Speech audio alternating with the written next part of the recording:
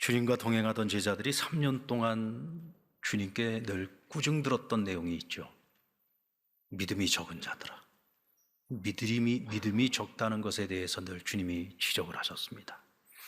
그런가 하면 주님께 칭찬을 받은 사람들을 보면 항상 내 믿음이 크도다 라고 칭찬을 들었습니다.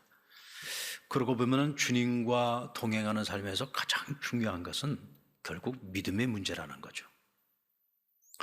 모든 관계가 그렇습니다만은 그 중에서도 이 부부 관계는요, 믿음과 신뢰를 바탕으로 합니다.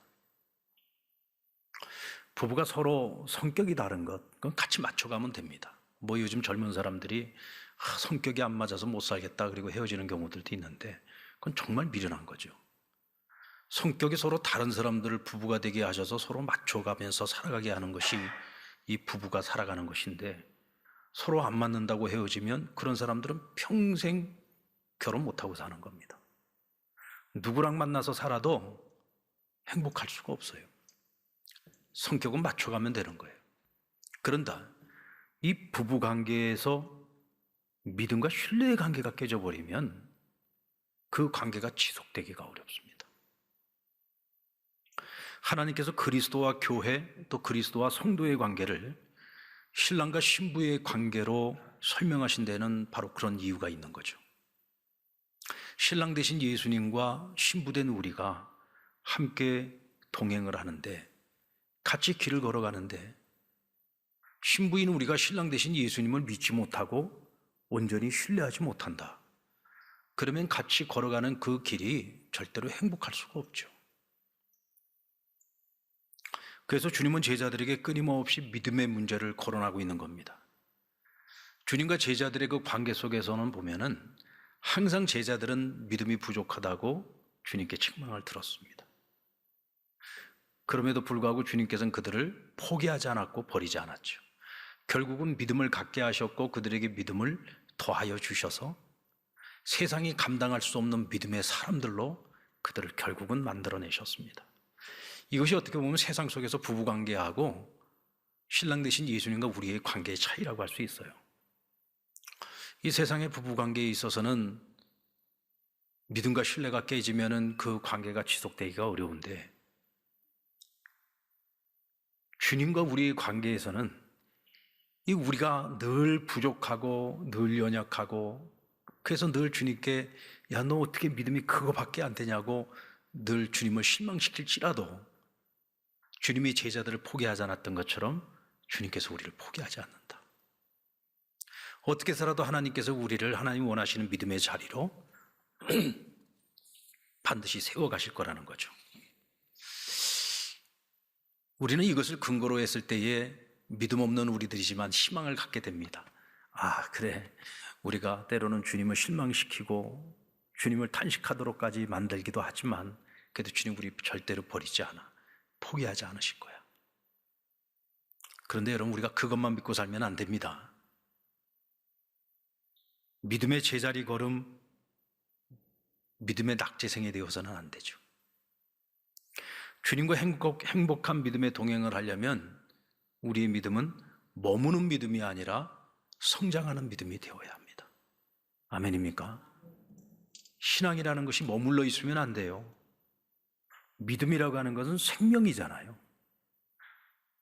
하나님께서 우리에게 그 생명력을 주셨는데 이 생명력이 성장하지 않고 멈춰 있다? 이건 병든 거죠. 이건 오히려 내가 죽어가고 있는 겁니다. 자, 오늘 본문의 내용은 크게 세 가지 내용으로 정리할 수 있는데, 이 세 가지가 모두가 다 믿음과 관련된 말씀들입니다. 먼저 첫 번째 말씀은 제자들이 주님께 주여 우리에게 믿음을 더하여 주십시오 라고 요청하는 내용입니다. 우리에게 믿음을 더하여 주십시오. 그러자 주님께서 겨자씨만한 믿음에 대해서 말씀을 해주시고 종의 믿음에 대해서 말씀을 해주셨어요. 그런데 이 세 가지가 다 믿음과 관련된 말씀들이란 말이죠. 우리는 이 세 가지 말씀을 통해서 주님과 같이 길을 걸어갈 때 성장하는 믿음이라는 것이 어떤 것인가?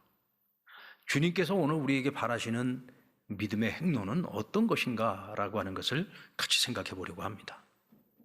먼저 제자들이 주님께 우리에게 믿음을 더하소서라고 요청을 하고 있는데, 우리는 이 말씀을 통해서 무엇을 깨달을 수 있느냐? 믿음이라는 것은 우리에게서 나오는 것이 아니라 하나님께로부터 오는 것이라는 것을 알 수가 있어요. 그래서 우리에게 믿음을 더하여 달라고 요청하고 있는 것입니다. 에베소서 2장 8절로 9절 말씀 우리 같이 한번 읽어볼까요? 시작. 너희는 그 은혜에 의하여 믿음으로 말미암아 구원을 받았으니 이것은 너희에게서 난 것이 아니요 하나님의 선물이라. 행위에서 난 것이 아니니 이는 누구든지 자랑하지 못하게 하려 함이라. 여러분, 구원은 하나님의 선물이죠. 근데 그 구원에 이르게 하는 믿음은 하나님의 은혜로 주어지는 것이라고 했습니다. 근데 여기서 은혜라는 말과 선물이라고 하는 단어는 같은 뜻입니다. 그러니까 구원도 하나님의 선물이고 구원에 이르게 하는 믿음도 하나님의 은혜, 곧 하나님의 선물이라는 거예요. 믿음으로 말미암아 구원을 얻는데 믿음도 구원도 모두가 다 하나님께서 우리에게 선물로 주셨다는 것입니다. 여러분, 믿음은 하나님이 우리에게 주시는 거예요.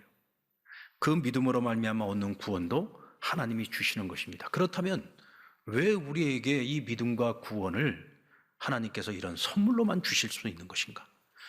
우리가 행위를 통해서 애를 쓰고 노력을 해서 얻는 것이 아니라 전적으로 하나님의 은혜로 우리에게 주어진단 말이죠.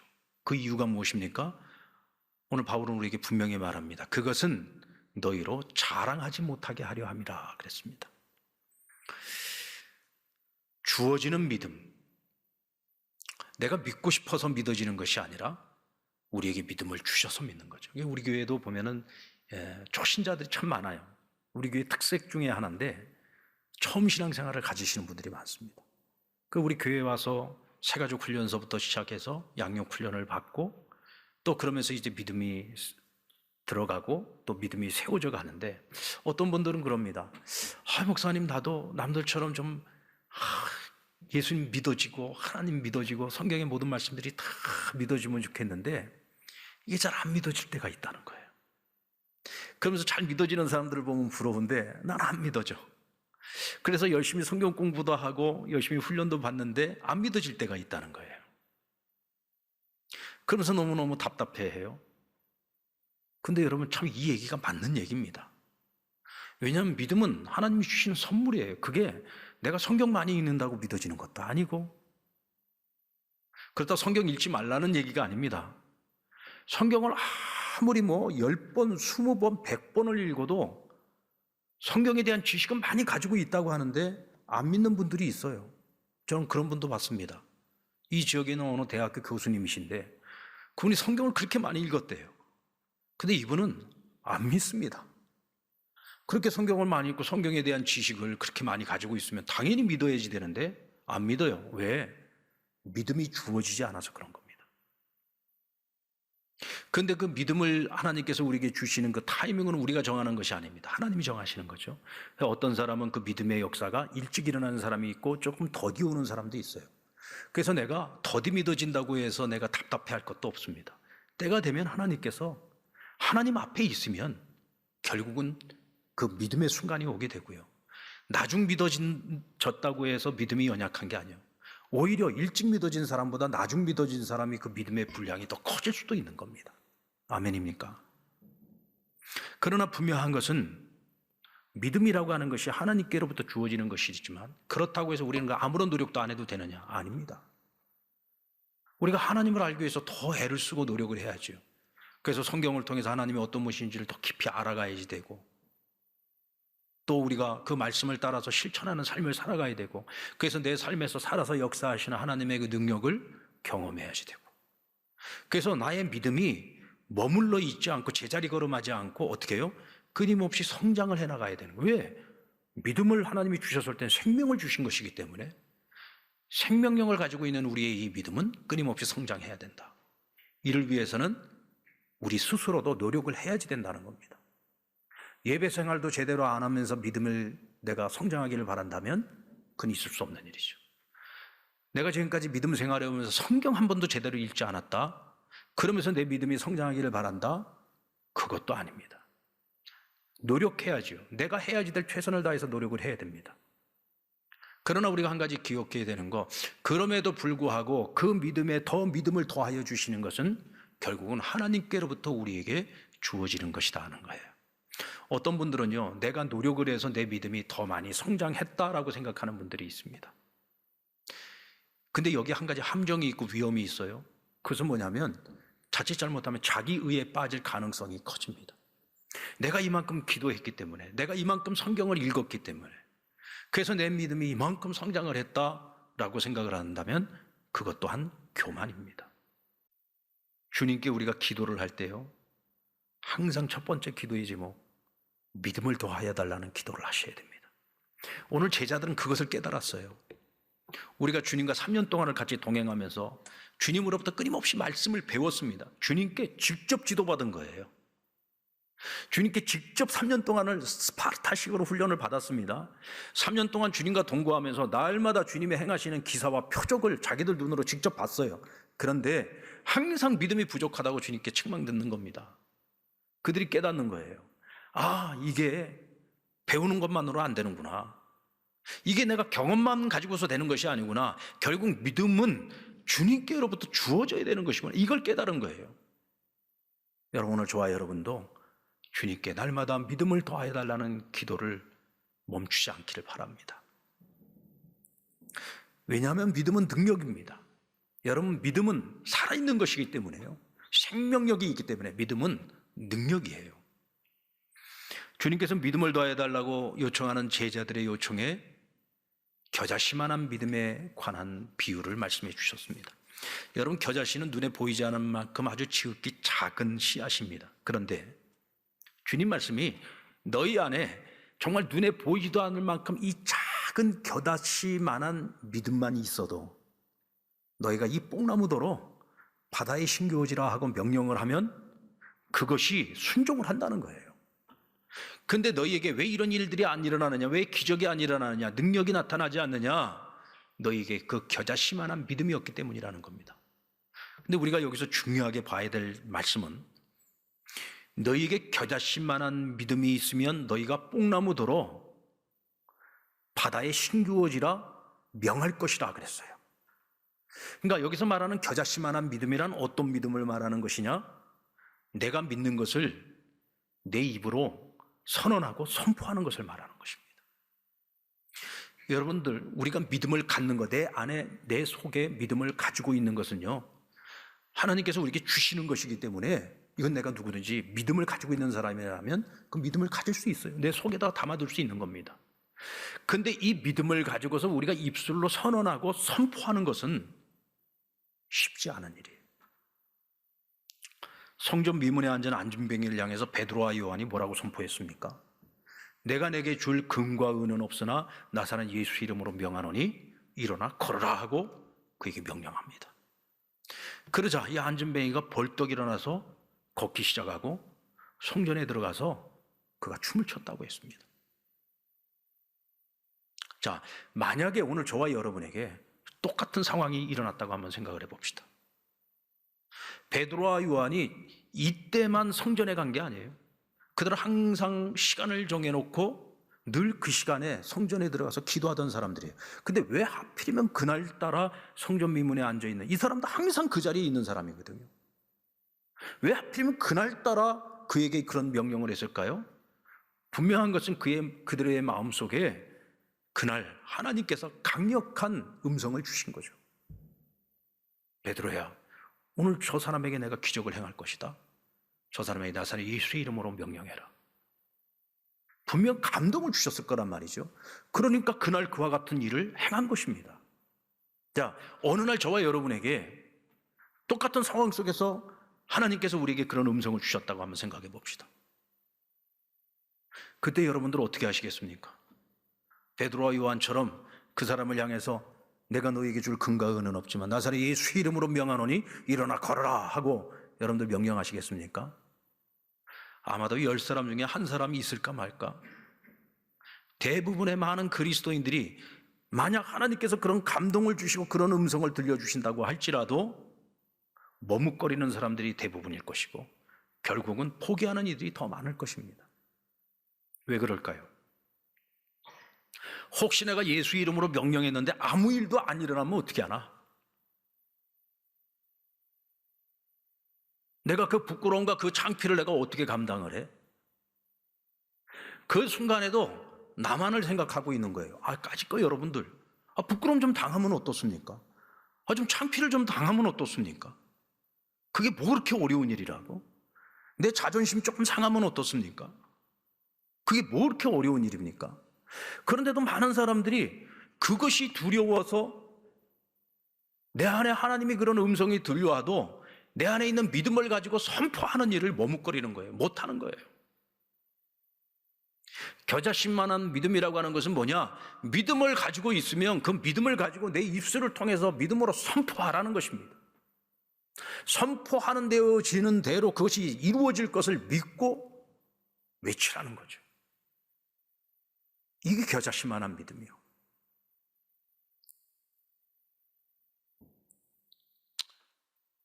여러분들, 만약에 여러분들에게 그런 상황이 주어진다면 어찌하겠습니까? 우리가 주님과 같이 길을 걸어가면서도 우리에게 하나님의 능력이 나타나지 않는다면 그것은 하나님이 내가 모시고 내가 섬기고 있는 하나님의 능력이 없는 것이 아니라 우리에게 겨자씨만한 믿음이 없어서 그렇습니다. 우리가 믿음의 선언을 하지 못하고 믿음의 선포를 하지 못하기 때문에 그런 거예요.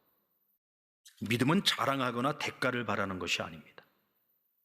오늘 그것이 종의 믿음이라고 말하고 있어요. 7절로 10절의 말씀에 보면은요, 요즘 우리 현대적인 사고방식을 가지고서 이 말씀을 보면 좀 이해가 안 되는 부분이 있어요. 세상에 어떤 주인이 밭에서 하루 종일 일하고 돌아온 종에게 야, 너 수고했다 말하는 주인 없다는 겁니다. 야, 와서 빨리 밥 먹어라 하는 주인 없다는 거예요. 오히려 하루 종일 일하고 돌아온 종에게 야, 나 먹을 거 빨리 부엌에 들어가 준비해라. 그리고 내가 밥 먹는 동안 수종 들어라. 밥 다 먹고 난 다음에 종이 할 일을 다 하고 난 다음에 야, 오늘 고맙다.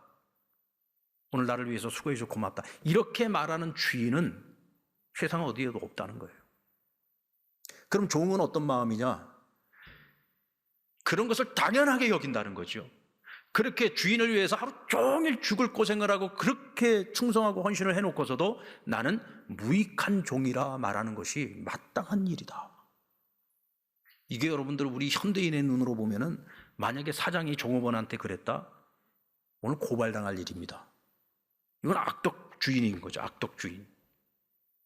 아주 세상으로부터 지탄을 받을 겁니다. 아마 뉴스에 나오고 난리도 아닐 거예요. 근데 예수님 당시에는 주님께서 이 말씀을 비유로 말씀할 때 다들 고개를 끄덕끄덕 그렇지, 그럴 수밖에 없지. 그게 당연한 거지. 이렇게 다 받아들일 수 있는 그런 시대적인 상황, 그런 문화였단 말이죠. 주님께서 오늘 우리에게 말씀하십니다. 너희가 나와 같이 길을 걸어가며 내가 너희에게 명령하는 일들을 너희가 순종하며 그 일을 감당할 때 너희가 어떤 일을 하든지 어떤 일을 성취하든지 절대로 그에 따르는 대가를 요구하거나 보상을 바라서는 안 된다. 그 모든 것을 다 감당하고도 오히려 그것을 마땅한 것으로 여기고 그럼에도 불구하고 나는 무익한 종이라는 이 겸손한 태도를 갖는 것이 종의 마땅한 자세요. 그것이 종이 가져야 될 믿음이다라고 말씀을 하고 있는 겁니다. 우리가 주님과 걸어가면서 주님께 섭섭할 때가 있어요. 섭섭할 때 있습니다. 언제 섭섭합니까? 보상이 없을 때.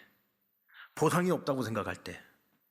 주님, 내가 주님께 그렇게 충성을 했는데 왜 나는 맨날 사는 게 이렇습니까? 저기 안 믿는 사람들도 저렇게 잘 사는데, 예수 믿어도 저렇게 나이롱으로 믿는 사람들도 저렇게 잘 나가는데 나는 왜 이렇습니까? 주님, 나한테는 정말 너무하는 것 아닙니까? 여러분들 이런 생각 들 때 있지 않아요? 그런 생각 들 때 있어요. 그럴 때 굉장히 섭섭합니다. 근데 주님께서 말씀하십니다. 뭐가 섭섭하니? 그게 마땅한 건데. 왜? 이미 하나님께서 그에게 최선의 보상을 주셨어요. 여러분들 제자들이요, 왜 주님께로부터 맨날 깨닫지 못한다고 혼났습니까? 왜 깨닫지 못하느냐? 그들이 깨닫지 못한 게 뭡니까? 주님과 3년 동안을 같이 동행했는데도 불구하고 주님이 하나님의 아들이시라는 것을 온전히 깨닫지 못했어요. 그러니까 주님과 함께 하는 것, 주님께 택함을 받아서 주님과 지금 함께 동고동락하고 있는 이 자체만으로도 그들은 이미 최고의 보상을 받은 거죠. 이 세상에 어느 인간이 하나님께로부터 택함을 받아서 하나님의 아들과 동행하는 삶을 살아요? 어떻게 날마다 주님과 함께하면서 주님이 행하신 수많은 기사와 표적을 직접 경험하면서 그렇게 매일매일을 은혜와 감격 속에 살아갈 수 있느냐고요. 그 자체만으로도 그들은 감사해야 됐고, 그것 자체가 이미 그들에게 주어진 가장 큰 보상인 거예요. 그런데 그것을 깨닫지를 못하니까 그들은 끊임없이 우리가 주님과 함께하기 때문에, 내가 주님께 헌신하고 있기 때문에 우리에게 어떤 보상이 주어질까? 그래서 세상의 영광, 세상적인 보상에만 집착을 했던 거죠. 주님은 십자가의 길을 가려고 하는데, 주님, 예루살렘에 올라가서 새로운 왕국을 건설하면 주님의 좌우편에 누가 앉을 것인가, 이거 갖고 자기들끼리 싸웠잖아요. 세상 영광을 쫓으면서 싸웠어요. 여러분들, 저와 여러분이 주님과 같이 길을 걸어가고 주님과 함께 동행합니다. 우리가 주님께 받은 최선의 보상이 뭡니까? 나 같은 죄인 구원해 주신 거잖아요. 그래서 오늘 밤 세상을 떠나도 우리 천국 가지 않습니까? 지난 금요일 날 저희 교회 김종필 권사님 세상 떠나셨는데, 중환자실에서 마지막 가족들하고 임종하기 전에 마지막 작별 인사를 하는데요, 가족들이 막 흐느끼고 울면서 슬퍼하니까 그 권사님 그러시더래요. 왜 슬퍼하느냐고. 나 이제 죽으면 천국 갈 건데 왜 슬퍼하느냐고. 여러분, 이것이 우리 그리스도인의 마지막 모습이잖아요. 우리가 이 땅을 살아가면서 여기서 우리가 더 잘 먹고 더 잘 사는 것을 위해서 살아가면 이 시간에도 우리가 여기 와 있으면 안 되죠. 일터에 나가서 지금 한 푼이라도 더 벌 생각해야지. 우리가 지금 여기 왜 와 있는 겁니까? 우리가 바라보는 복은 이 땅의 것이 아니라 하나님 나라의 것이죠. 사도 바울은 주님을 위해서 평생을 자기를 희생했음에도 불구하고 나는 무익한 종이라고 고백합니다. 바울이 그런 고백을 한다면 누가 감히 하나님 앞에서 보상을 기대하고 대가를 바라겠어요? 우리가 바라야 될 또 다른 보상이 있다면 그것은 하늘에서 받을 의의 면류관이요, 하나님 아버지께서 우리 자녀되는 우리를 위해서 천국에 예비해 놓으신 하늘의 영광입니다. 우리 그걸 바라보고 살아야죠.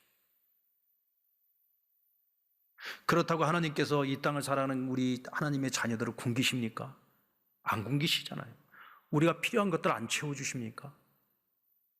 내가 원하는 만큼 안 채워질 수는 있겠지만 하나님께서 우리 다 필요한 거 채워주시잖아요.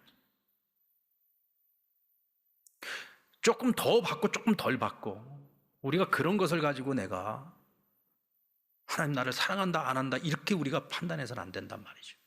우리는 이미 최선의 것을 받았고 최선의 보상을 받았어요. 그래서 우리는 이 땅을 살아가는 동안 주님을 위한 어떤 헌신과 어떤 충성을 한다 할지라도 우리는 그저 무익한 종일 뿐인 것입니다. 오늘 저와 여러분에게 그 믿음이 있기를 원합니다. 하나님께서 원하시고 주님께서 원하시는 믿음이요. 여러분들, 우리의 믿음이 부족한 상태로 주님과 같이 길을 걸어가면은요, 그 길 걷는 내내 행복할 수 없어요. 늘 불편할 겁니다. 그러므로 우리는 날마다 주님께 믿음을 더하여 달라고 간구하셔야 됩니다. 아멘. 믿음을 더하여 주십시오. 그리고 그 믿음의 성장을 위해서 여러분 더 열심히 애쓰고 노력하십시오. 그리고 겨자씨만한 믿음, 우리의 삶을 통해서 드러난 하나님의 능력 있는 믿음을 갖도록 기도하시고 여러분들이 믿음을 가지고 선포하시기 바랍니다. 여러분 가정을 향해서 선포하시고, 사람을 향해서 선포하시고, 사물을 향해서도 선포하시고, 여러분들 자녀들을 위해서 기도할 때 여러분 자녀들을 향해서 선포하시고, 불가능하다 생각하는 건 내 한계입니다. 주님에게는 불가능이 없습니다. 전능하신 하나님을 믿고 여러분들의 인생의 그 어떤 문제에 대하여서도 여러분들 믿음으로 선포하시기 바랍니다. 이때 하나님의 능력이 나타납니다.